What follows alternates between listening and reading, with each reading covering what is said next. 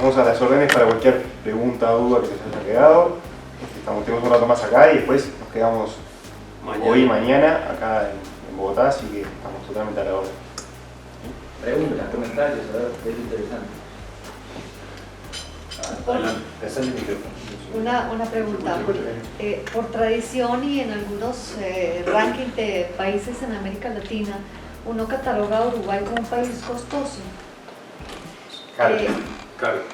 Costoso, En la claro. vida En cotidiana. general, el costo de vida es Costo de alto. vida. O sea, uno pues tiene momentos y visiones económicas o de turismo, o de vivencias, y tiene uno la percepción de que Uruguay es un país con unos, es como un Mónaco en América Latina.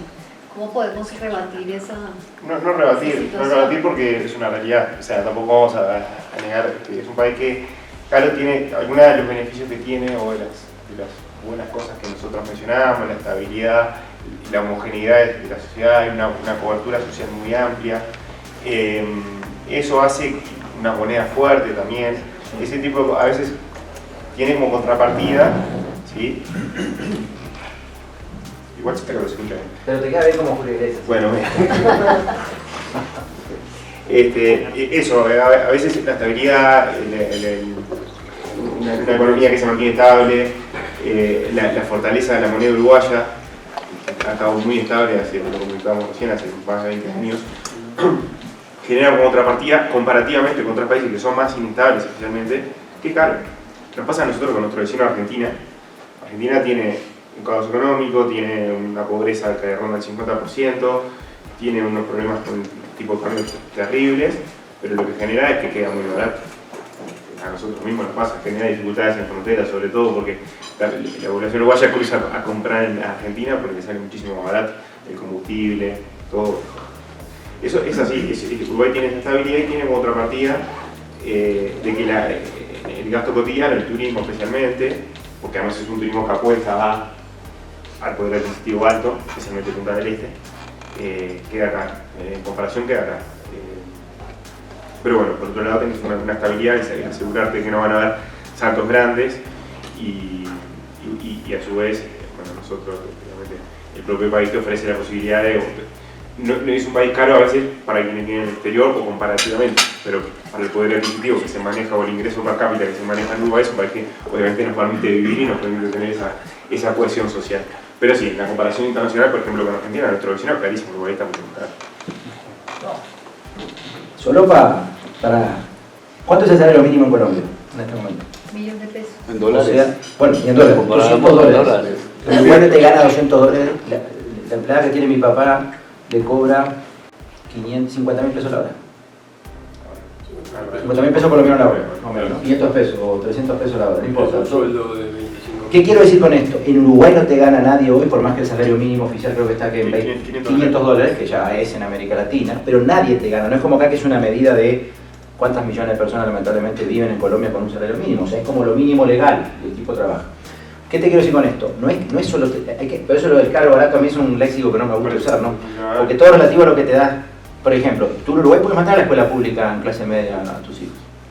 Acá todos sabemos que si no va a cierto colegio, en cierta zona, con ciertos amigos, con ciertas cosas, entonces son costos que vos en tu familia lo vas cargando, que en Uruguay necesariamente, en ciertos barrios sobre todo, tú no, si lo quieres hacer y lo puedes hacer, perfecto.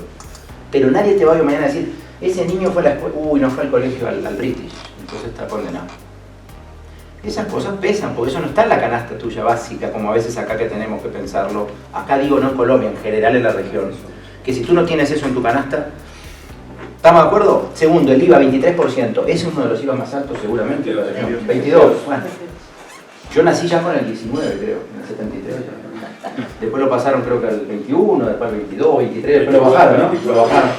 Pero ¿qué te voy a decir? Pero el país, vos vas y tenés... A ver, no estoy con esto queriendo tapar el tema no del costo de vida, no, sino de la calidad también asociada. Pero en Uruguay todavía hay gente que puedes ir a la salud pública y te puedes atender. Y te la financia el Estado con ese IVA, por ejemplo, ¿no? Con todos los impuestos que recauda. No tocamos un tema importante, la reforma pensional uruguaya, que este gobierno no midió costo político y lo va a hacer, se va a aprobar, excepto con los votos del Frente Amplio que no, en la coalición se va a aprobar. Y eso le va a dar al país un desahogo tremendo, porque estamos proyectando, algunos dicen que es un parche. Podrá ser un parche, pero por lo menos por 30, 40 años más nos tranquiliza el tema. Obvio que no puede ser en Uruguay, todo tiene que ser gradual. Hay un expresidente, el doctor Sanguinetti, que ha ganado 2 elecciones diciendo gradualismo. Uruguay es una sociedad de cambios graduales. Pasan cosas, mucho más que lo que la gente cree, cambian cosas. Pero siempre hay que hacerlo gradual. Entonces no se puede hacer una reforma profunda, pero con mucho consenso político. ¿Qué va a pasar? Aumenta la edad, ¿sí? Y algunos aportes, pero eso que va a hacer que el déficit fiscal del país, que hoy debe ser cuántos puntos de lo que pagamos de deuda, de déficit... Están 2 y poco. Pero digo, de gran parte es por las pensiones. Porque el Estado está poniendo el déficit de lo que las pensiones no cubren y hay que pagarle, y respetamos los derechos de los que hoy son, iba a decir ancianos, yo estoy cerca ya, de los pensionados, que tampoco es anciano, después de los 60, Uruguay sube a 65, ¿no? Sí. Uruguay va a subir recién ahora a 65, acá ya era 62, ¿no? 57 las mujeres, 62 los hombres. Uruguay era parejo los dos sexos, lo cual es justo además, porque si la mujer vive más, ¿por qué la vamos a pensionar antes?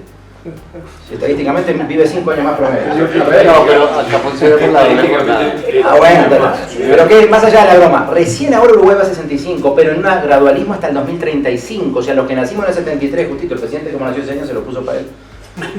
Los que hoy tenemos 49 no nos toca. Los que vamos a cumplir 50 el año que viene, seguimos con el régimen viejo, que nos van a tener que seguir financiando la diferencia y el Estado va a poner una plata ahí. Pero ¿por qué les cuento esto? Obvio que el Uruguay tiene todo para ir bajando costo después. ¿Por qué? Porque ese hueco que hoy con los impuestos hay que cubrir, ya los organismos internacionales y los que te prestan plata dicen, pero aunque sea en 2035 este país ya tiene una ruta clara. Entonces vamos a seguirle prestando a poca plata y ellos van a necesitar cada vez menos dinero para financiar un déficit. Con esto quiero decir, hay política de mediano y largo plazo, como fue la ley forestal, como son el tema de software, como es el tema de la ley de emprendimiento, y en eso también, más allá que el Frente no votó, porque tiene que decir que no, la izquierda, obvio que cuando gane no se le va a ocurrir tocar un ápice, primero que no va a tener los votos que ganar, y segundo, porque sabe que es bueno, porque hay que ser responsable y decirle la verdad a la gente, ¿no? Todo esto para decirles que más que el caro y barato es, ¿qué me da este país? ¿Qué me da esta sociedad? Además de lo cualitativo, la institucionalidad, la paz social, todo eso que todos vemos que igual es importante, ¿no? Que no te tranquen las calles. Un detalle que no tocamos, Uruguay tenía así una ley que la izquierda hizo en su momento, de que vos tenías el derecho a huelga y ocupabas la empresa. O sea, el sindicato decía, yo paro esta empresa y tengo derecho a ocuparla. O sea, la ocupación era un derecho extensivo de la huelga, una locura. Este gobierno, ya con una ley que se llamó dentro de una ley ómnibus, le decimos nosotros, una ley bus, una ley tren, que fue la LUC, dentro de tantos 400 y tantos artículos que tenía la ley, uno de ellos fue eliminar ese tema. Hoy en Uruguay está consagrado el derecho de huelga y ninguno se le va a ocurrir a dañar a un sindicalista. Al revés, socialmente un líder sindical es respetado en Uruguay, esa es la verdad. De hecho, el actual presidente de la izquierda, no candidato todavía, pero presidente del partido político, es el ex director de la CGT. Imagínense ustedes cómo se llama acá el señor de la CGT, que fuera hoy mañana el sucesor del pacto histórico. Para que vean cómo allá son cosas que se dan normal, esa relación política sindical. Sin embargo, la ley está aprobada y hoy tú puedes parar, pero no le puedes prohibir a un compañero que entra a trabajar. Y mucho menos ocupar lo que es propiedad privada, que los dueños digan, yo quiero abrir mi comercio, mi empresa, yo trabajo yo, punto. Mientras se va negociando y arreglando el conflicto sindical. ¿Qué quiero decir con esto? Hasta en eso que teníamos un atisbo de populismo, el Uruguay ya lo corrigió. Entonces, tenemos una concepción social del país, que viene del señor Jorge Valle, del vallismo de después de 1904, que se ve la generación de intelectuales, que evolucionó al país y generó las empresas públicas, modernizó el Estado, etc. Pero hoy nadie cuestiona que la propiedad privada es privada, que el empresario extranjero y uruguayo es lo mismo, que al revés incluso beneficiamos muchas veces en algunas cosas al extranjero, y que nadie se le va a ocurrir ahora ocupar, por ejemplo, una empresa. No es lo que pasa en Argentina. ¿Ustedes ven las noticias en Argentina? Es claro que vas con dólares hoy a Argentina, o venís acá a Colombia con dólares. Este desayuno nos costó la mitad que en Perú y en Chile. Aquí en Colombia. Y no solo por el dólar, ni hablar ahora, ¿no? Con el 20% que pasó en 2 meses. Pero Colombia, obvio que es más barato si tú vienes con buen dinero. Ahora, todo lo otro que tenés que gastar a veces en seguridad, en salud privada, en colegio privado, y en sentir esa sensación que así todo parece que sos vulnerable, bueno, eso es lo que Uruguay no te lo cobra, o te lo cobra indirectamente. Ustedes saben que en Suecia se retira el 70% del salario. Pero si es así, el transporte es gratis. Y funciona. Uruguay está en el medio. No creo que podamos llegar a eso. Tú estuviste recién en Suecia, puedes contarlo, lo viste hace unos días. No sé si llegaremos a ese extremo, ni es la idea de este gobierno, que quiere menos Estado y un poquito más de que el privado se gane las cosas. Pero sí de que haya reglas claras. Y al mediano y largo plazo. Que estemos tranquilos que si ustedes van a Uruguay, ya sea por comprar un apartamento, por poner una empresa, por ir a visitar. Hay gente que estaba en Perú, no te ya nos contaron, que se está instalando 2 o 3 meses para ir a probar. Airbnb, y van viviendo, no solo por esto, por un tema de ver cómo se adaptan o no a la cultura del día a día, porque también acá estamos hablando nosotros la parte que nos gusta a nosotros como uruguayos, la parte linda, después hay otros que pueden decir, no, yo no me adapto a esa cultura tan libre, y tan de que el otro que tiene un cargo menos que yo va y me dice, no estoy de acuerdo con usted, jefe. Eso también hay que mirarlo y hay que entenderlo, ¿no? Me acuerdo una vez, no quiero polarizar la palabra, una inversión chilena que hubo hace muchos años en Uruguay, en forestación en Tacuarembó, y yo fui con otro chileno que también quería invertir en Chile, y el otro le dice, oye, bon, aquí no les puedo gritar, tú, bones. Y como el tipo no sabía que yo era uruguayo, ¿no? Pensó que como andaba con el otro chileno. Dice, ¿y por qué? Porque son muy dignos, dice, muy orgullosos. Se van a tomar el mate ese que toman ellos. Y te dejan la máquina prendida, tipo era una industria forestal, cortaban árboles para ser enchapados. Y te dejan nomás y si no le hablaste bien, se van. Prefieren morirse de hambre y estar en la casa. No estoy diciendo que sea el modelo a seguir. Estoy diciendo que son características de una cultura muy diferente. Yo trabajo mucho en Centroamérica, en Honduras, en Guatemala, en Dominicana. Eso es impensado, que alguien le vaya así al jefe, le dejo así la... ¿Cómo? ¿Quiere que le mande el sicario? Venga para acá. Porque a veces algunos se manejan en algunos lugares, no acá, ¿no? Vivo en esos países todavía más duramente. Conclusión, todo ese es el paquete que ustedes tienen que mirar, no solo lo cuantitativo frío del número, sino a cambio de eso, ¿qué me da esa sociedad? Esto un poco para mitigar. Y otra cosa, y ya termino, las porciones. Mi familia cuando Uruguay se sorprende, ¿no? Uno va a un lugar que se llama La Pasiga, por ejemplo, que es como decir un Archis acá, cadena, estándar, pero bien, y pide una milanesa normal, para uno, comen 3, y vale 60.000 pesos acá. Y comen 3, porque tenemos una concepción nosotros muy italiana, muy de la abundancia, que la porción de papa frita no es esa que le ponen en el McDonald's a uno, vieron así con la medidita, es un plato de papa frita, que viene ya con la milanesa y viene con la ensalada aparte, ¿vale qué? 600, 700 pesos Uruguay, 60.000 pesos acá. No estoy diciendo, bueno, pero también hay que mirar caro a cambio de cuánto, ¿no? En fin, no les quiero dar ejemplos, pero listo. Sí, es verdad lo que dice Juan, y como un paréntesis, ser liberales igualitarios, que es el concepto que tratamos de transmitir, que el Estado tiene que intervenir para equilibrar las desigualdades. Esencialmente somos liberales, pero no el liberales a ultranza, sino que el igualitarismo, darle las oportunidades a aquel que no nació en un contexto que se le dio todo. Entonces, equiparar para darle a ese que pueda llegar. Y eso iguala. Y eso equilibra la sociedad. Y eso nos permite mirar adelante. ¿Cifra de desempleo? 8%. Perdón que creo que Diego estaba con una... Yo vi el 8% real, ¿no? Real, sí. Sí, sea, porque no no estamos es hablando fácil de medir. Tenemos el informalismo por debajo del 20%. Está aquí, 50% más o menos el informalismo. Yo leyendo como el panorama que ustedes hacen, yo no veo que sea malo que Punta del Este termine siendo el próximo Mónaco latinoamericano. Claro. Pues a mí me afecta que tengo $100 para irme de turismo, pero el que tiene $1.000 va a gastar $1.000 en Punta del Este. Entonces yo creo que eso no es malo porque da una solidez en la economía y en la inversión que tú quieres hacer. Si quieres hacer un broker, si quieres hacer una inversión en finca raíz, pues Donald Trump cree, pues con todos los que lo quieren o no lo quieren, hizo un estudio de mercadeo profundo para llegar a ese punto.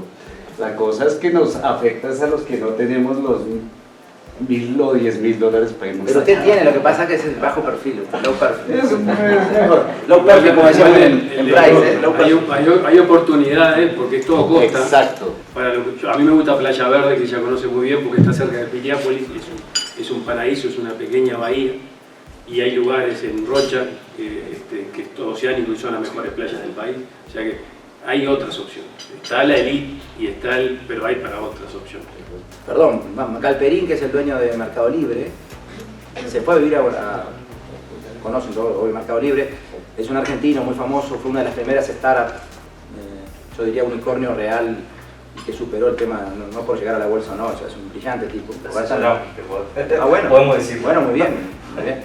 Y el hombre se fue a vivir a Punta del Este. Imagínense eso lo que significa para los argentinos, los chilenos, acá tal vez no se conoce tanto, pero que un referente de eso diga, no, por ahora vivo yo, después me quiero traer las oficinas para acá, y después quiero hacer otro negocio que en Argentina ya no me animaría a hacerlo desde Punta. En Punta del Este se está haciendo tanta información lo que pasa. En Punta del Este se está haciendo un World Trade Center en este momento. Miren para dónde va lo que decías tú, Diego, Punta del Este, ¿no? Un World Trade Center como diciendo, querés vivís en Europa, incluso en otras zonas más lejanas, en Medio Oriente, instalate, tenés todos los servicios del World Trade Center, trabajás sobre todo en empresas de servicio, obvio que más fácil. Zona franca, ¿no? Zona franca dentro del edificio. Nosotros tenemos una particularidad de zona franca dentro de edificios corporativos. Ustedes a veces piensan en zona franca, Claro. mismo que hay dos, hay algunas que están en medio de la ciudad, que son un edificio corporativo, Claro. World Trade Center. Y todas las oficinas llenas de empresas de servicios. Son las de servicios, ahí se están las empresas de tecnología. Yo no lo mencioné tampoco, la semana pasada un evento muy grande en Punta del Este de Sí. tecnología. Del BID, ¿no? Con el BID también. El BID BID, Invest. con el BID. Ahí el presidente de la calle, entre otras cosas, anunció un proyecto de ley para otorgar beneficios fiscales a los trabajadores del sector extranjero que vengan a Uruguay, porque en realidad está la inversión que se está generando en tecnología, que el mercado de trabajo nuestro, que tiene bastante mano de obra calificada y hasta ahora ha solventado bien esa demanda, ya se está quedando corto. No podemos solventar la demanda de mano de obra calificada en el sector tecnológico, entonces vamos a traer talento extranjero con beneficios fiscales para ellos, que las personas que vengan puedan tener los beneficios fiscales, y es lo que necesitamos, porque la inversión ya nosotros es un mercado chico, la inversión está creciendo tanto que está generando esa demanda y se anunció ese proyecto de ley que obviamente Solo podemos crecer con talentos e inversión, no solo por la idiosincrasia. No, claro. El compañero ahí, el señor. Bueno, yo les quería preguntar desde el punto de vista de retiro, no tanto de inversión, sino no sé qué tantas personas aquí tienen el mismo perfil y la perspectiva. Yo vivía en Estados Unidos, mi economía depende de Estados Unidos, en inversiones de finca, raíz y bolsa, pero vine hace un año a este país, nuevamente, mi país Colombia, y realmente lo que me tiene aburrido son dos cosas, la seguridad y el tráfico. Entonces yo quiero buscar una residencia fiscal, si se puede llamar así, de 200 días fuera de Colombia, porque la imposición aquí sobre lo que tengo en Estados Unidos se vuelve gravosa. Mientras no tenga nada acá, el diferencial que tú pagas en Colombia de lo que ganas en Estados Unidos es muy grande. Cuando tú aquí ves el 38.5 que cobran a la gente, que realmente es un impuesto hecho para evasores, comparado con lo que pagas en Estados Unidos, allá no pagas nada.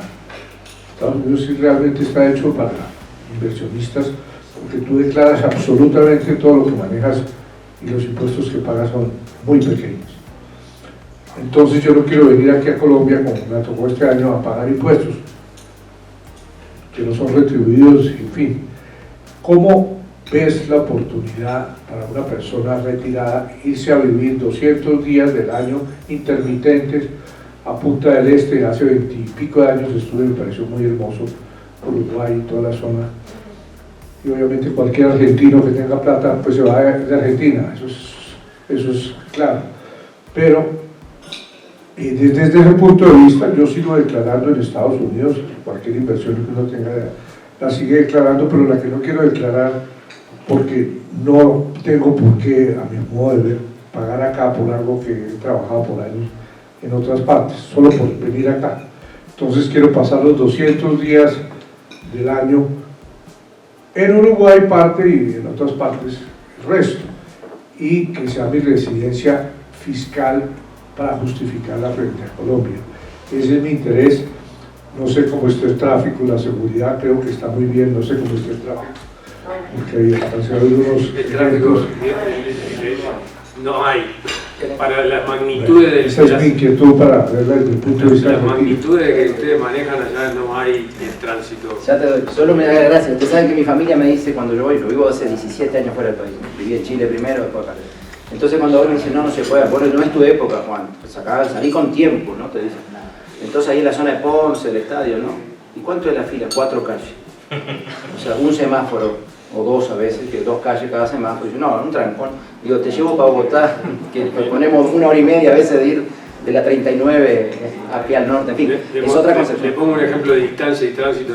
Fui a una audiencia antes de venir a Maldonado, Montevideo Maldonado, 1 hora y media.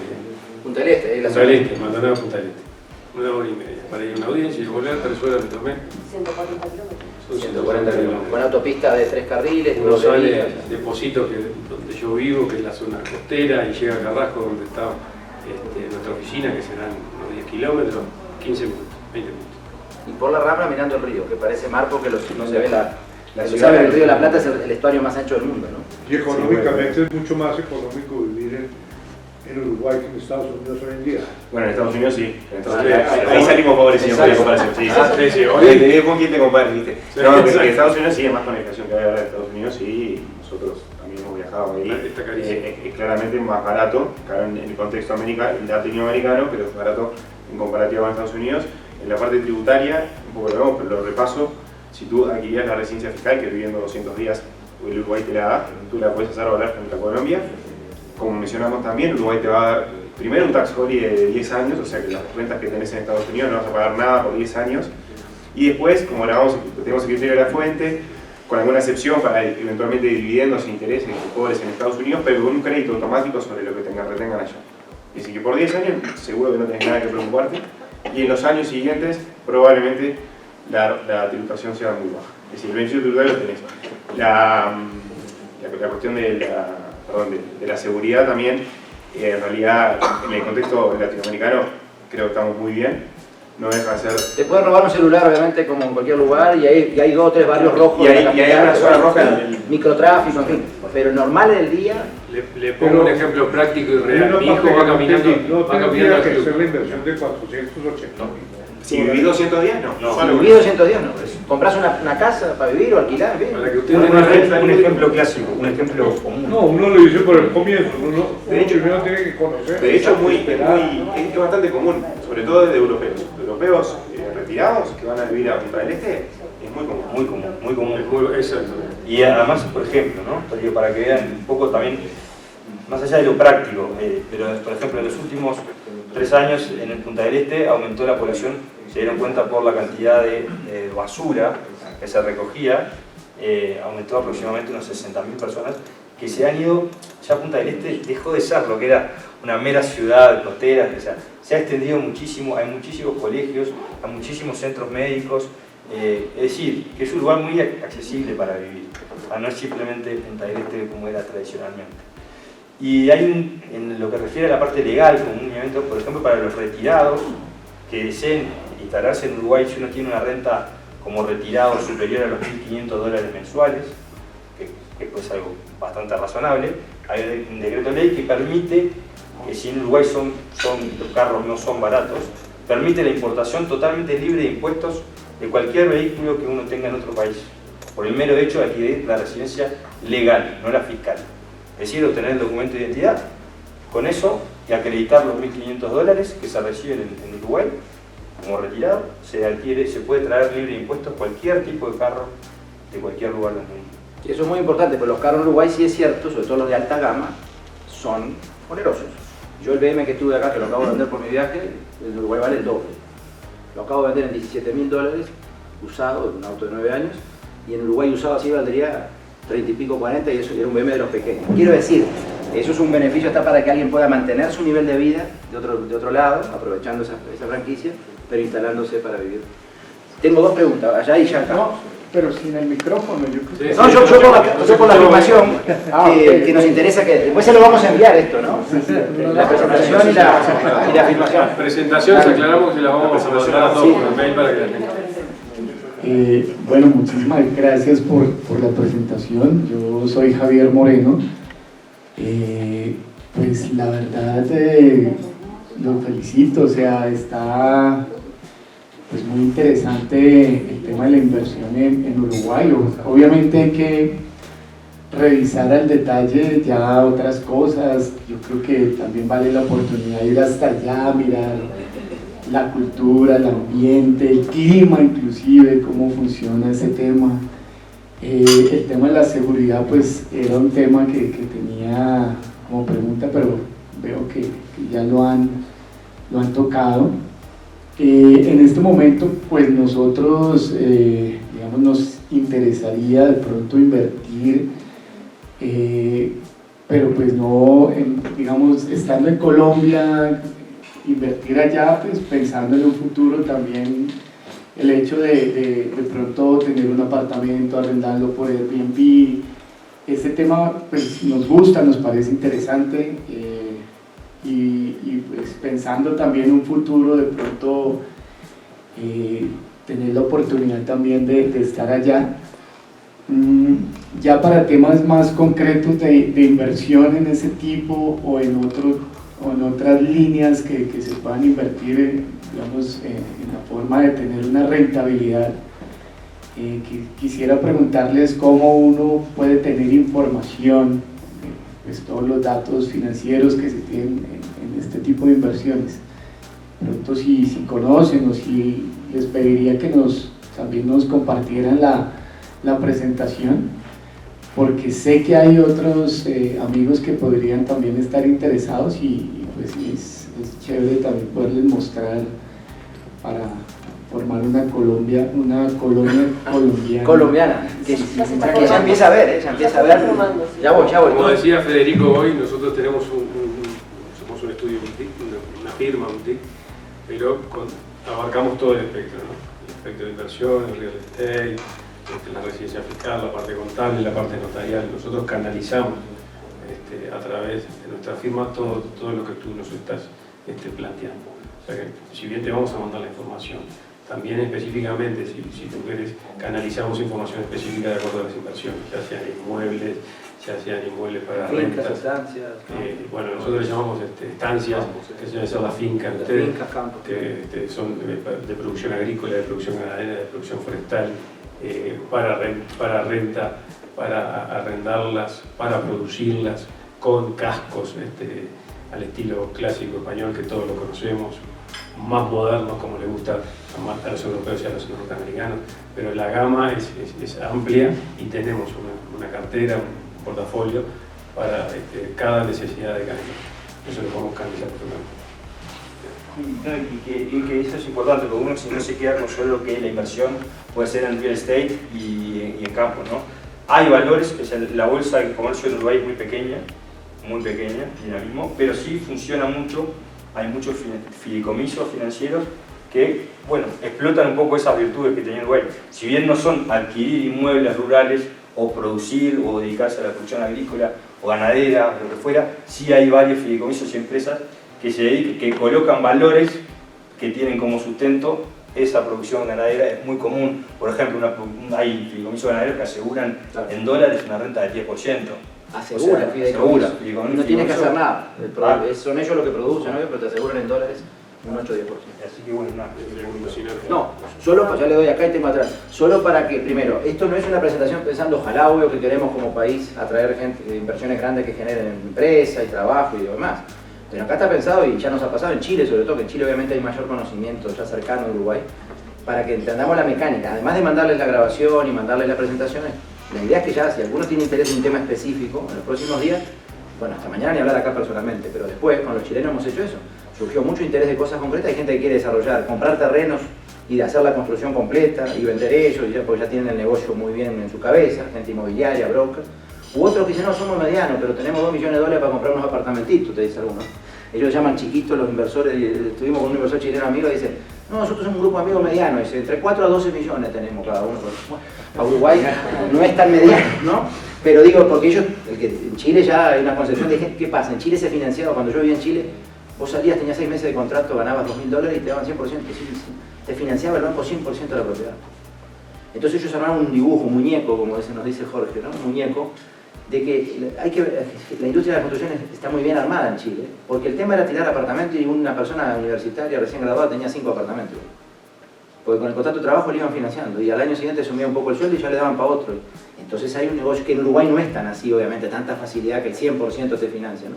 Pero te quiero decir, hay algunos inversores grandes, otros inversores medianos y otra gente que dice, no, yo quiero ciudadanía para mi retiro, como decía el señor, o para tu proyecto más adelante. Entonces el estudio lo que busca es no ser discriminador de no, nos interesa solo los negocios de millones de dólares, no. Puede haber perfectamente apoyos en ciertas cosas. Acá el compañero y después voy atrás. Don Sergio. Hola, buenos días. Tengo varias preguntas referentes al tema de la inversión. Yo soy gerente de inversiones, manejo algunas inversiones con personas naturales, empresas, y ahora mismo estamos manejando también temas de Corea, ¿sí?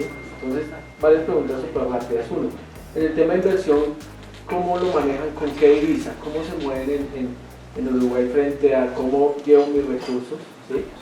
Ese sería el primero. El segundo, digamos que queda un poco con el sinsabor en el tema que contaban de que de pronto en este nuevo gobierno cambiaron un poquito la ley Entonces, ¿cómo se puede garantizar que yo haga una inversión a 20 años con una tasa de retorno y quede muy tranquilo con que de pronto no se va a cambiar? Que fue buenísimo el tema del sindicato, pero que así mismo de pronto llegue de nuevo un gobierno de izquierda y nos vuelva a poner eso y nos genere algún tema de problema en alguna inversión o los recursos que pensamos se puedan recoger, ¿sí? Segunda pregunta.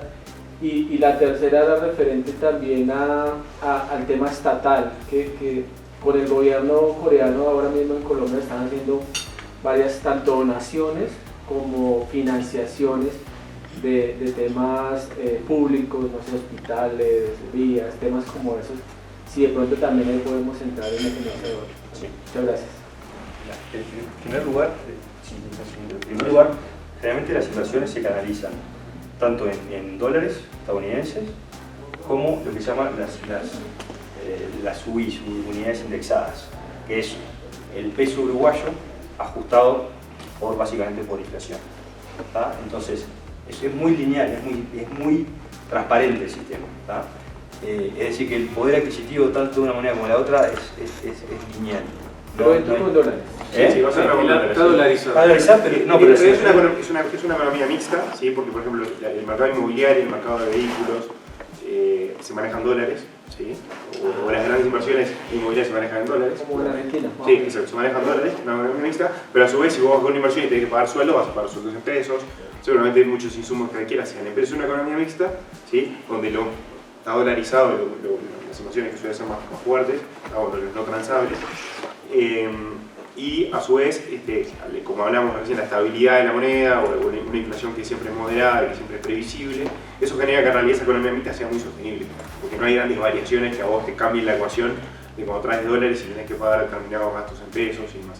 Pero la inversión solamente la canalizas más en dólares, pero es una economía mixta que funciona en dólares para determinados mercados particulares y después sueldos vas a pagar en pesos, insumos en pesos.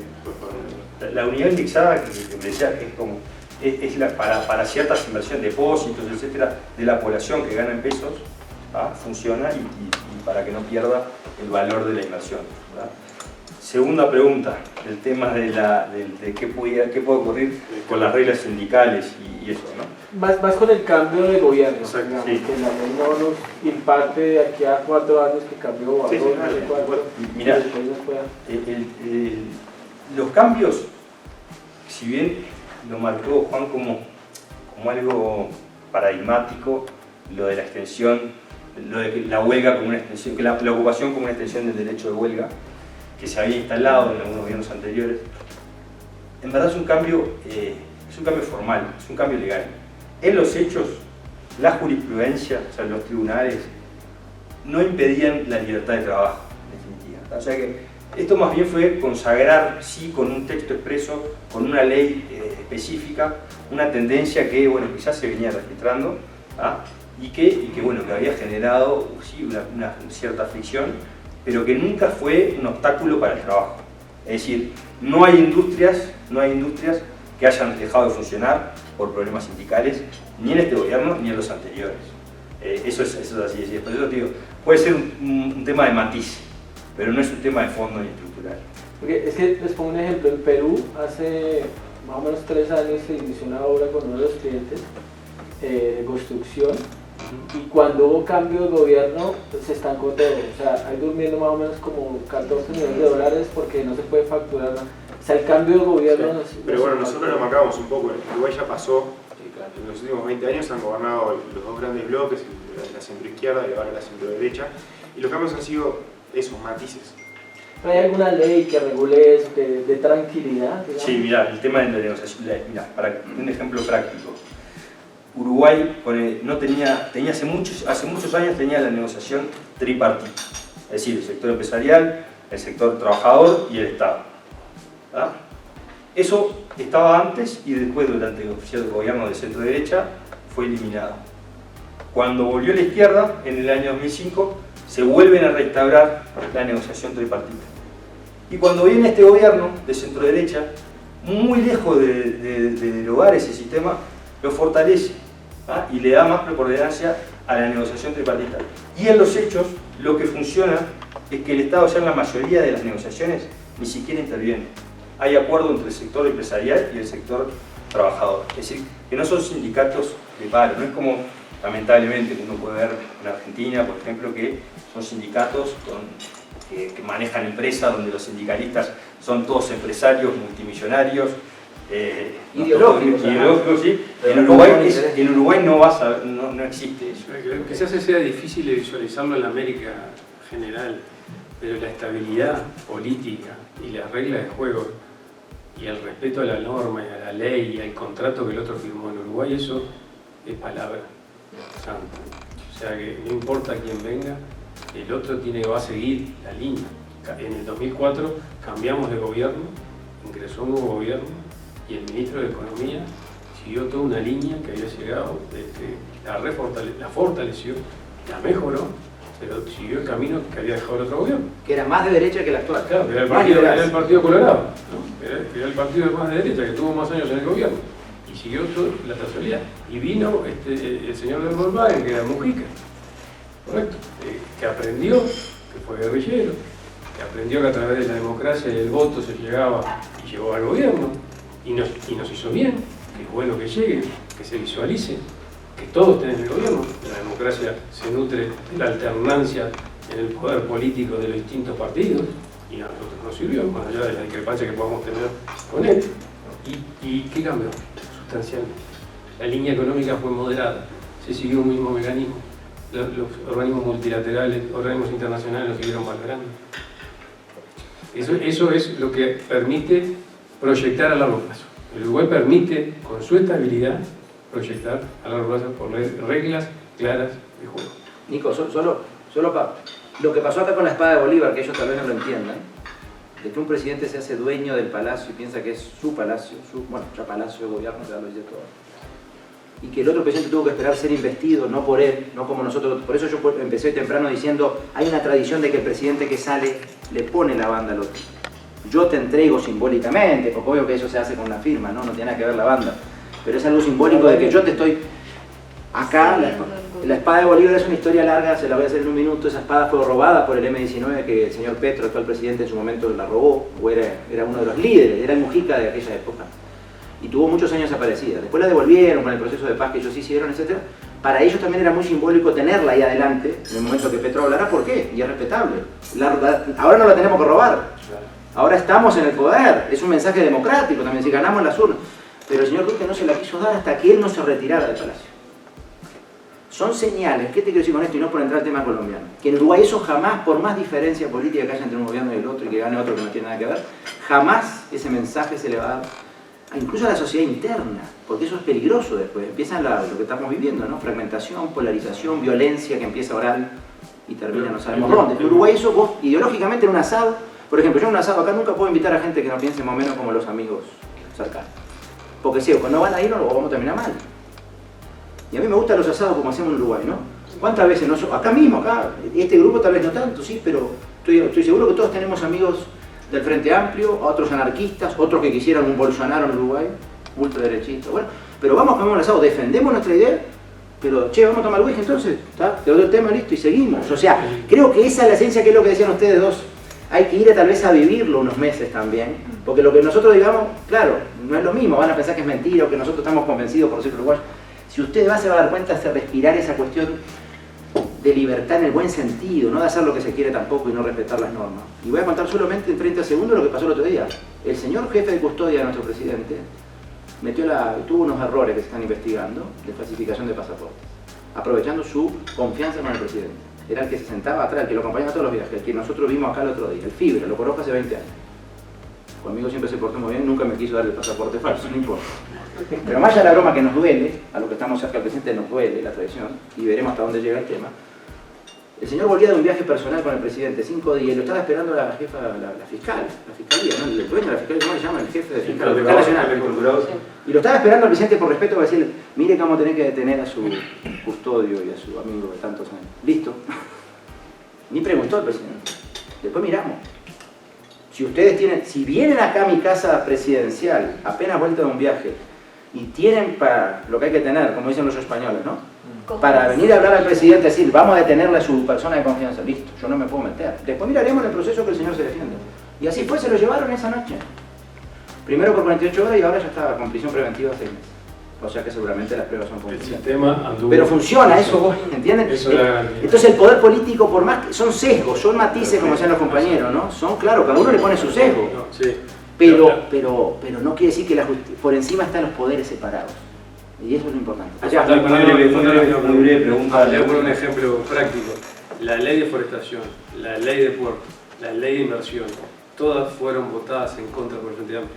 Fue gobierno, las reforzó, trajeron más papeletas y siguieron adelante. ¿Y va a pasar con esto de las pensiones ahora? ¿No van a tocar el sistema de pensiones? Lo que refiere a infraestructura, Uruguay promovió una ley que ustedes tienen acá en Colombia muy fuerte también, muy interesante, de participación pública-privada, la denominada APP o PPP, ¿no? Y eso fue un shock de infraestructura que es muy importante, sobre todo en materia de energía renovable, en materia de hubo la primera cárcel privada operativa bajo un régimen privado, lo que hablamos hoy de las rutas, las carreteras, es decir, hay un verdadero shock de infraestructura que ahí también hay una posibilidad de inversión. Hay muchos inversores institucionales, las administradoras de fondos previsionales son las que más invierten porque tienen recursos en ese tipo de proyectos, pero hay también un sector, tanto para las energías renovables, hay proyectos de fideicomisos, etc., donde los particulares adquieren y se manejan con esas participaciones. Es decir, que en la infraestructura sí, realmente estamos en un verdadero shock de infraestructura últimamente. Y sobre la posibilidad en realidad de generar conexiones con Corea a nivel gubernamental, sí, como hablaba Juan, Nicolás y propio nosotros en realidad ahí sí estamos bastante conectados con el gobierno y en realidad eso simplemente conectamos partes, no es que necesariamente, pero a ese nivel de país a país sí está bueno tener puertas abiertas con el gobierno, como nosotros las tenemos, porque en realidad son temas de interés público para el gobierno. Acabamos de firmar un convenio con Corea. Sí, exacto, eso. Exacto. Entonces, ahí sí, obviamente las puertas están abiertas, el gobierno tiene una cultura de apertura total, el país te diría, así que sin duda por ese lado nosotros podemos analizar también eso y seguramente el gobierno va a estar fuertemente interesado. Tenemos en el fondo. Quería preguntarle si tienen alguna experiencia con temas de tecnología, porque básicamente aquí estamos con la amenaza, ¿no? Nunca sabe cómo termina la reforma tributaria, de que le quitaban una cantidad de incentivos a las empresas de tecnología. En algún momento, hace varios años, tuve un cliente que se estaba instalando en un parque tecnológico, zona franca, allá en Uruguay, y se me ocurre que con el tratado firmado ahora, cuando entre en vigencia, pues podría ser una solución para las empresas que ya se trajeron la sede tecnológica para acá y necesiten alguna salida para utilidades y dividendos. Totalmente. ¿Sí? ¿La contesta primero o qué contestamos todos? Aprovechamos que está el micrófono. Aprovechamos. Gracias, buenos días. Por fortuna conocí a Punta del Este la semana anterior, no conocía a Uruguay. Fui invitado por el Banco Interamericano de Desarrollo a TESE, inversión en Punta del Este. Para los que están preguntando y especialmente para ti, te recomendaría Punta del Este. Yo hablaba con varios, lo que hablaba acá él ahora, Felipe también lo escuché hablar del presidente, tuve la fortuna de hablar con el presidente en persona. No es el presidente Duque o el presidente Duque o el presidente Petro, que es intocable. Acá al presidente Petro lo vemos, o a cualquiera, al ministro, a estos altos dirigentes de acá en nuestro país los vemos como intocables, porque se hacen ver intocables. A mí me sorprendió algo de la manera que lleva el gobierno uruguayo su relación con la comunidad, porque con las personas que nosotros hablamos allí, ellos decían que eran uno más del pueblo, no tenían nada que ver la idiosincrasia que manejamos nosotros acá. El presidente habló conmigo como habla con cualquiera de nosotros allá. Los ministros, participaron 2 ministros un representante del BID, y cada uno de ellos inclusive le daban a uno hasta el teléfono, la tarjeta. Punta del Este, creo que si no estoy mal tiene 15.000 personas, son los habitantes de Punta del Este, Un poquito más, pero está creciendo. Pero si hablé con Omar Paganini, me dice que quería conocer Cartagena, que no conocía. Omar Paganini es el ministro de Industria y Tecnología de allá, y me dice, no, yo quiero ir a Cartagena, creo que ahora va a venir en diciembre a Cartagena, porque lo quiere conocer, no lo conoce. Y muchos de allá, mucha gente de Uruguay quiere ir a Cartagena a conocerlo. Dice que Cartagena es muy bonito, muy lindo. Pero hay una gran diferencia entre Cartagena y Punta del Este. Cartagena, el 90% de los edificios están ocupados. En este momento tú vas a Cartagena y no consigues un apartamento para alojarse, y menos apartamentos cómodos como Punta del Este. Creo que en lo que pude ver, el 70% de Punta del Este está deshabitado en este momento. O sea, tú ves edificios como el de Donald Trump que está solo. El edificio solamente muestra iluminación de noche, es el último de la terraza donde está el aeropuerto y la recepción. El resto es todo oscuro porque no hay nadie habitando. Hablamos con argentinos que participaron también allí de la situación en Argentina, inclusive una persona que se sentó en la mesa con nosotros, por gracia, démosle gracias que no nos vaya a pasar a nosotros lo que está pasando en Argentina. Que al momento de ingresar a la Argentina, él tiene que entregar o devolverle los dólares a la Guardia Civil, porque no le dejan ingresar dólares, solamente le dejan ingresar pesos argentinos. Y nos mostraba, yo le decía la comparación de Venezuela, que cuando mostraba en Argentina y Venezuela, parecía que tenía que llevar en una caja o en un saco los bolívares, porque era tanto la cantidad de bolívares que tenía que utilizar, que eran por sacos, porque estaban tan devaluados que no daban el resultado que ellos estaban esperando. Allí está pasando lo mismo. Sacó de su bolsillo una vaina de billetes inmensa y dice, acá en Punta del Este me alcanza para dos taxis. El taxi, la mínima en Punta del Este están $7. Y como preguntaba tú era del costo, yo, mejor dicho, cambiaría mi vida para ver a mi Bogotá o a Colombia como es allá en Uruguay. No solamente la estabilidad, la seguridad. A mí me robaron hace 15 días el celular aquí en Tolima. La tranquilidad. En Punta del Este no ves tú un metro para adelante como lo vemos acá, ni siquiera en las playas. Allá no hay nada de eso. No conocí un policía. No vi un policía. El presidente anda sin escoltas. El presidente no anda en carro blindado y con 50 carros. No, ahí anda él mismo, creo. Yo lo vi subiéndose el mismo manejar de su carro. A su carro, maneja su propio carro. No maneja. No, él utiliza su propio vehículo. Sí, me dijo un Volkswagen. Un Volkswagen me dijo, este es mi vehículo, me lo tengo que ir porque tengo otra reunión, lo tengo que dejar.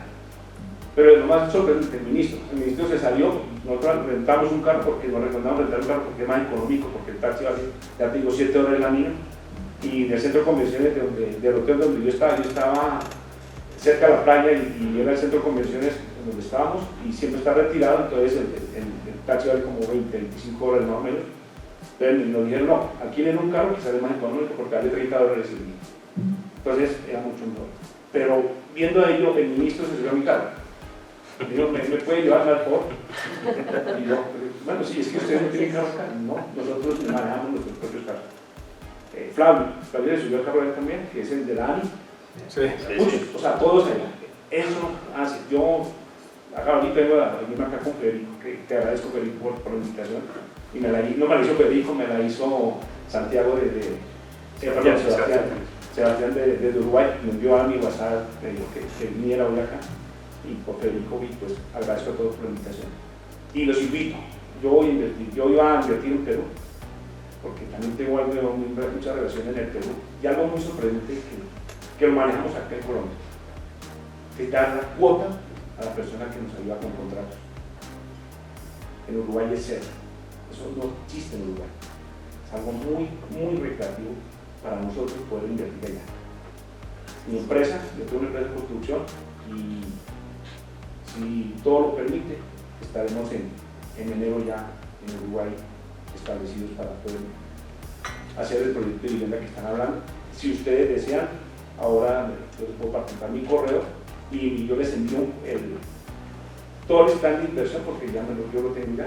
Inclusive tengo un poquitico más de lo que yo estaba explicando allá, de cómo es, en qué sectores hay para poder invertir y cuáles son las reglas para poder invertir.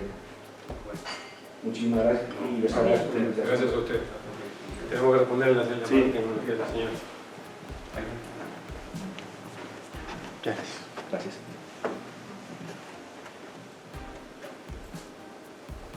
Bien. Bueno, tu pregunta primero. Sí, efectivamente, creo que lo marcamos un poco en la presentación, pero lo repetimos porque es así. El sector tecnológico está muy incentivado con beneficios tributarios. No es solamente zona franca, que obviamente la zona franca genera un montón de beneficios, tenés tributación cero, tenés un ecosistema emprendedor allí, las empresas tecnológicas, las multinacionales están instalando en zona franca, porque le permite operar para toda la región. ¿Sí? Globan, incluye para Globan, Mercado Libre, Amazon, Diloper, que es la nuestra uruguaya, nuestro unicornio. Varias de ellas nosotros trabajamos con ellos, los asesoramos. ¿Sí? Y hay además un montón de startups en Uruguay que están creciendo también en el sector tecnológico, yendo a rondas de inversión, generando mucha inversión. Y ese sector está totalmente promocionado porque Uruguay lo ve como una oportunidad central para su diversificación económica. Tenemos beneficios en zona franca de tributación cero. El sector del software está particularmente beneficiado, aún si se desarrolla fuera de zona franca, y además hay muchos beneficios para la contratación de la mano de obra calificada. No solamente la empresa tiene sus rentas exoneradas, sino que puede contratar personal también con exoneraciones tributarias, lo que le permite contratar personal en condiciones muy competitivas, ¿sí? Porque ahí se compite también con otros países. Entonces el talento, la captación del talento está muy promocionada, no solamente con este proyecto de ley que mencionamos que se va a dar, sino ya actualmente las empresas de zona franca pueden contratar exonerado de impuestos, ¿sí? Sin contribuciones a la seguridad social cuando son extranjeros. Eso genera todo un ecosistema. Se busca fomentar totalmente la inversión en tecnología y se utiliza la exoneración tributaria como herramienta de base. Así que por ese lado te diría que Uruguay está en el momento justo para llevar una inversión tecnológica en Uruguay, es una oportunidad central.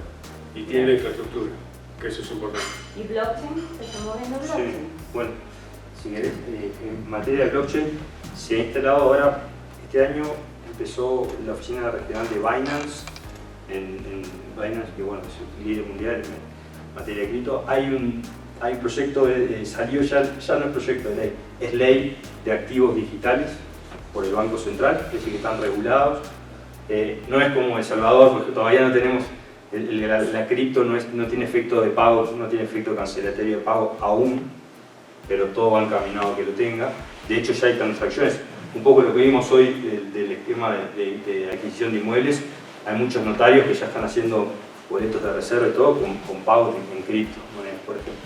Es decir, que es un ambiente y todo ese ecosistema que hablaba Fermín de lo que es la ley de emprendedurismo y todo, ha generado también un capital mucho más moderno, ágil, que indudablemente las criptos están sumamente involucradas, entre esos obviamente Bitcoin, ¿no?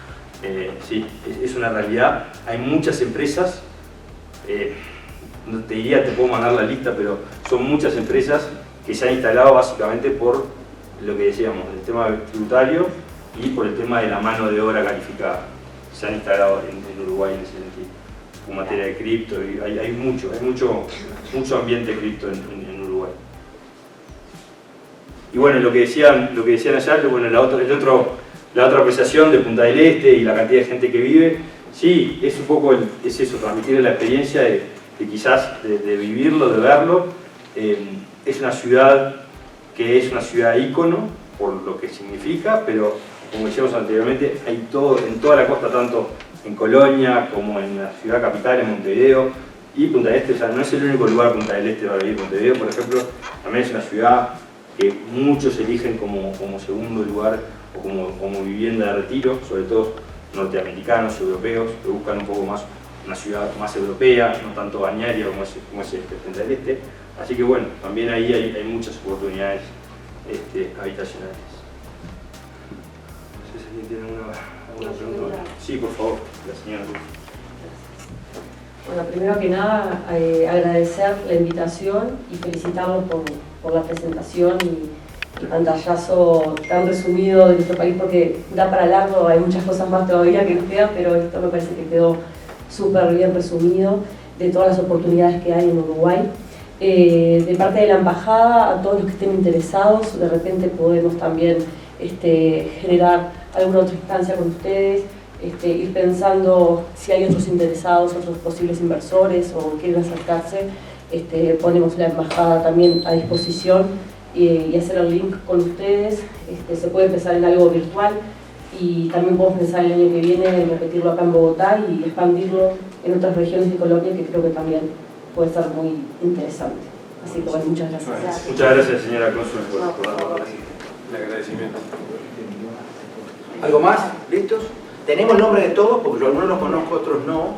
Sería importante saber todos para intercambiamos tarjetas. Sobre todo la mesa del fondo allá, que es como la línea de tres, la línea de tres. Y nuestro mejor vendedor, porque allá... Sí, no, yo lo escuché, tuve que salir esta mañana. Sí, justo porque aparte lo del BID fue la semana pasada, y no pudimos ir nosotros, y fue la presentación y habló el presidente, y lo conociste tal cual lo que nosotros relatamos. Es lo mejor que te podía pasar. No. Una experiencia magnífica y por eso cambio la inversión del problema. Y el ministro de Industria que tú conociste, que era rector de la Universidad Católica, una excelente persona. Bueno, una última anotación. Yo tuve la oportunidad de estar una semana trabajando en Montevideo.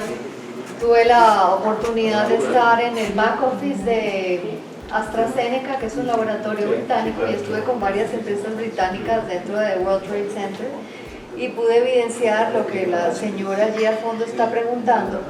En la parte de tecnología, el desarrollo de Uruguay es altísimo. El back office de AstraZeneca tiene todas las órdenes mundiales de pedidos y sin impuestos en ese edificio de World Trade Center, que es zona franca, zona libre de impuestos. Entonces, todas las órdenes de back office del mundo, de inventarios, de distribución, de logística de UK a los diferentes AstraZenecas en el mundo y la exportación, pacientes oncológicos y de alta complejidad hospitalaria, todo se maneja desde los pedidos en Uruguay, y ese back office es 100% tecnológico. Estuvimos también en el edificio viendo otras empresas de tecnología que tienen unos hubs, unas oficinas pequeñas para gente que quiera llegar a instalarse, y les alquilan el espacio por días, por meses, por permanente, mientras arranca la operación y se pueden instalar en forma grande. Entonces sí, ese World Trade Center allá funciona perfecto, es un edificio completo, libre de impuestos, y el back office no solamente de varias empresas británicas, sino otros países del mundo. Así que súper opción la inversión en... Sí, acaba de salir una noticia, antes de que lo vinieran, salió la sí. ¿Cómo los tratan los bancos? Cuando uno va con una compañía uruguaya, ¿cómo es el due diligence? La verdad nunca he tenido una sociedad uruguaya y no sé cómo lo reciben a uno, pero siendo venezolana, trabajando con Panamá y con Colombia, pues yo la llevo difícil cada vez que tengo que abrir una cuenta. Sí. Muy buena pregunta. Sí, excelente. Mirá, el Uruguay tiene una ley, lo que se llama Ley de Inclusión Financiera, por lo cual el 100% de la población está en el sistema financiero de alguna manera. Es decir, que hay muy poco informalidad en ese sentido. Y la parte de acceder a cuentas es muy sencillo. Abrir una cuenta en Uruguay, ahora no se está ni siquiera requiriendo ir físicamente para abrir una cuenta en Uruguay. Es decir, que no hay ningún tipo de restricciones en lo que refiere a apertura de cuentas. Los plazos son súper razonables. Sí. Mi pregunta va más orientada a cuando tengo que abrir una cuenta en el Reino Unido, cuando tengo que abrir una cuenta en un país europeo, ¿cómo tratan a la sociedad uruguaya? ¿Cómo tratan a Uruguay afuera? Mejor. Muy bien visto. Diría que muy bien. Imagínate tú que en Harvard, la escuela de negocios de Harvard, nos acaban de informar que se va a instalar en Uruguay. El tratamiento al extranjero es totalmente favorable, por esto que decíamos, manejamos durante toda la exposición, de que queremos atraer a los inversores extranjeros. Y en tema de apertura de cuentas bancarias es ágil, al extranjero no se lo ve con los ojos, todo lo contrario, Obviamente, todos los bancos tienen su sistema de compliance, hay que verificar el fondo, normas antilavado. Uno va preparado con toda su claro, ahí nos adaptamos a la normativa internacional, pero en el ambiente, en la energía, digamos, siempre es con el objetivo de lograr la apertura de cuentas, trabajar con el inversor extranjero, y eso es una cultura que está en el ambiente empresarial, en el ambiente político y también en el sistema bancario. Pero ¿cómo nos ven a nosotros en el exterior si todavía es una cuenta la imagen reputacional. La imagen reputacional del Uruguay es lo que hablábamos hoy al principio. Nosotros vieron las escalas y los valores y el índice y la estabilidad, la política de Estado. Eso hoy, gracias a la globalización, lo ve el mundo entero. O sea, no hay forma de no saber que el Uruguay está en eso. Porque lo dice el BID, porque lo dice el Fondo Monetario Internacional, porque lo dice la Comunidad Europea, porque lo dicen los chinos, porque es así. La globalización hoy nos ayudó. Tuvimos un pasado, sí, en el tema reputacional tuvimos un pasado, lo que mencionaba Juan, de las listas grises. En algún momento un poco se vio a Uruguay como un paraíso fiscal, hace algunas décadas, pero eso ha cambiado. Yo creo que eso ya es totalmente parte del pasado. Hoy el mundo ya salimos de las listas y a nivel reputacional creo que el Uruguay está muy bien visto. Ahí hay una diferenciación, sí, por ejemplo con Panamá o con algunos otros países que todavía mantienen esa reputación de paraísos fiscales. Uruguay ha salido de eso, porque no lo es en definitiva. Así que creo que en ese tema, si bien en algún momento sí hubo algún ruido por ese lado, es parte del pasado y no es un problema al día de hoy. Es más, lo que se suele decir es que Uruguay estaba con el tema de las listas grises y realizó de tal manera los deberes que le dijeron, bueno, tú tenías que hacer los deberes, le decía la OCDE, pero Uruguay terminó siendo el mejor alumno de la clase. Es decir, que se fue hasta un poco más al extremo, fue realmente mucho más compliance incluso de lo que establecerían los parámetros normales. Así que en ese sentido, reputacionalmente, súper establecido. Solo dos cosas para la esencia uruguaya de aceptar al extranjero es desde nuestra génesis, ¿no? El pueblo sí, el pueblo, por ejemplo, armenio, quedó sin Estado y prácticamente fue corrido de todos lados, a donde recaló, y por eso los armenios nos quieren tanto y se acaba de abrir una embajada, se va a abrir, ¿no? Ya se abrió en Armenia, no por los intereses comerciales, el país allá metido en el medio del Asia, pero por esa retribución que tiene el pueblo armenio, de que Uruguay siempre ha defendido, y ojo que Uruguay tiene buenas relaciones con Turquía, de hecho estuvo el primer ministro turco hace poco en Uruguay, pero por ejemplo el primer ministro turco sale y les hace una seña que nadie entendió cuando salía del Palacio de la Cancillería, había unos manifestantes armenios, uruguayos armenios, ¿por qué Uruguay recibía? Porque no sé si ustedes saben, el conflicto que Armenia está peleando porque se declare todavía que ha habido un holocausto al pueblo armenio por el imperio turco otomano, de hace muchos años, de décadas, más de 100 años. Uruguay ha reconocido eso, pero no quiere decir que no tenga buena relación con Turquía. Uruguay le vendía arroz a Irán en plena Guerra Fría y a la China comunista le vendíamos cosas.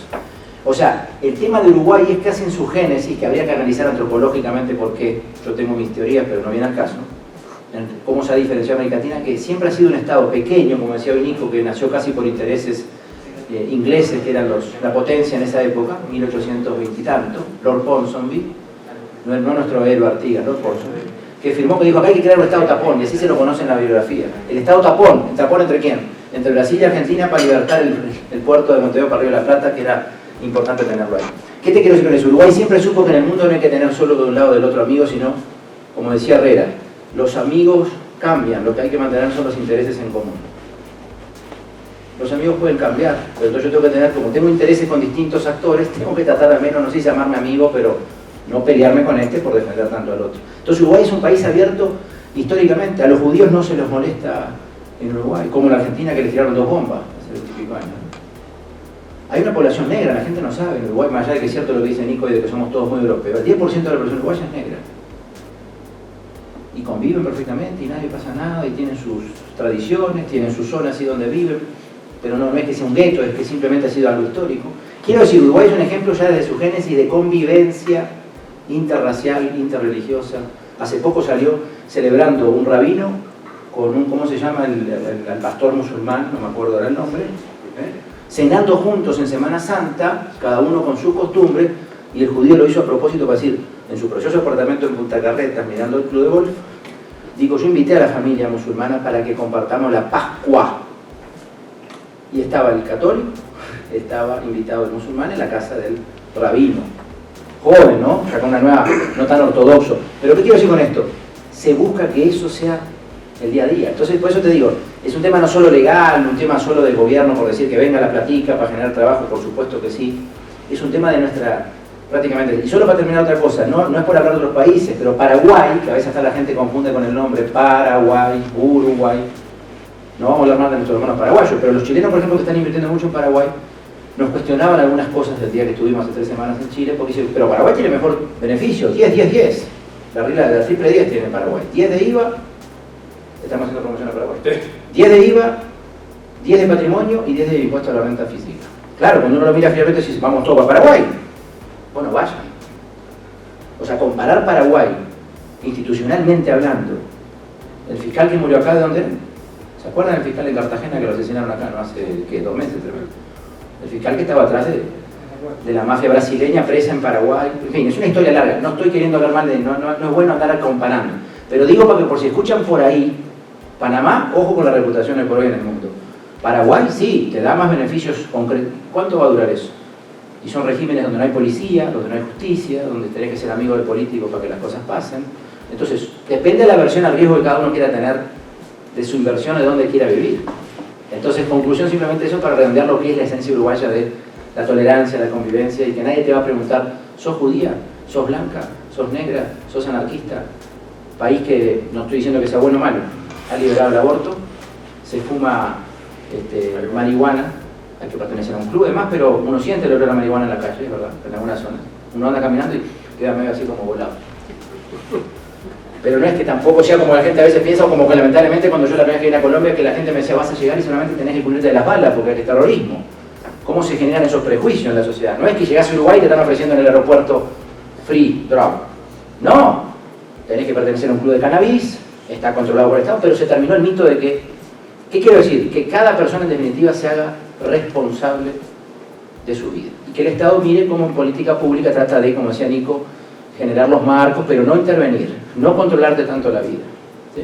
En fin, largo para irnos, pero me imagino, ¿alguien más levantó la mano? ¿La última? No. ¿Estamos listos? Tenemos los nombres después, conversamos con los... Sí, y el agradecimiento por acompañarnos. Muchas gracias, le voy a enviar la presentación y el video.